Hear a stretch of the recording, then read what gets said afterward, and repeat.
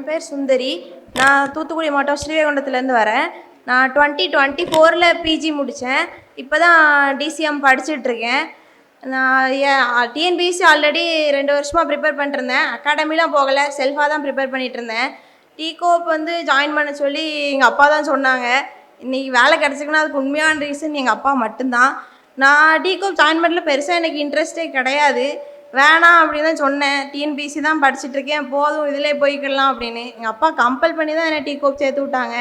இங்கே வந்ததுக்கப்புறம் எனக்கு டிகோப் கிளாஸ் ஸ்டார்ட் ஆகிறதுக்கு முன்னாடியே நான் இங்கே அகாடமி ஜாயின் பண்ணிட்டேன். கோஆப்ரேட்டிவ் சிலபஸ் என்ன அப்படிங்கிறது கூட எனக்கு தெரியாது.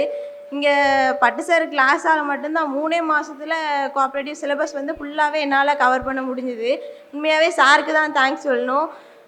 அதுக்கப்புறம் மேக்ஸ் எனக்கு சரியாக வராது. அதனால தான் டிஎன்பிஎஸ்சி வந்து பெருசாக என்னால் கிளியர் பண்ண முடியாமல் போனது காரணம். மேக்ஸ் வராதுங்கிறத தாண்டி வராதுன்னு அதை ப்ராக்டிஸ் பண்ணாமே விட்டுட்டேன். இப்போது சாரு மேக்ஸ் எங்களுக்கு எடுத்தாங்க. டிகோப்பில் சார் மேக்ஸ் எடுத்தாங்க. அவங்க நேம் கூட எனக்கு சரியாக தெரியாது. சார் கிளாஸ் எடுக்கும்போது சொன்னாங்க, பேசிக்காக புரிகிறவங்களுக்கு பேசிக் கூட மேக்ஸ் தெரியாமல் இருக்கிறவங்களுக்கு புரிகிற மாதிரி நடத்துகிறக்காண்டி தான் நான் இவ்வளோ ஸ்லோவாக நடத்துகிறேன் அப்படின்னு சொன்னாங்க. சாருக்கு ரொம்ப தேங்க்ஸ். அதனால தான் நான் மேக்ஸ் டிஆர்பி 60 கொஷினுக்கு மேலே போட்டேன். இவ்வளோ தூரம் போடுவேன்னு எனக்கே தெரியாது. நான் வீட்டுக்கு வந்து பார்த்ததுக்கப்புறம் தான் நான் அவ்வளோ கொஷின் போட்டிருக்கேன்னு எனக்கே தெரியும். உண்மையாகவே தேங்க்யூ சார். இன்றைக்கி எங்கள் அப்பா வரல, ஆனால் வேலையில் கிடச்சி நான் இந்த இடத்துல இருக்கோம்னா அதுக்கு உண்மையான ரீசன் எங்கள் அப்பா தான். Thank you sir. Thank you so much. Suresh IAS academy வெற்றியின் முகவர்.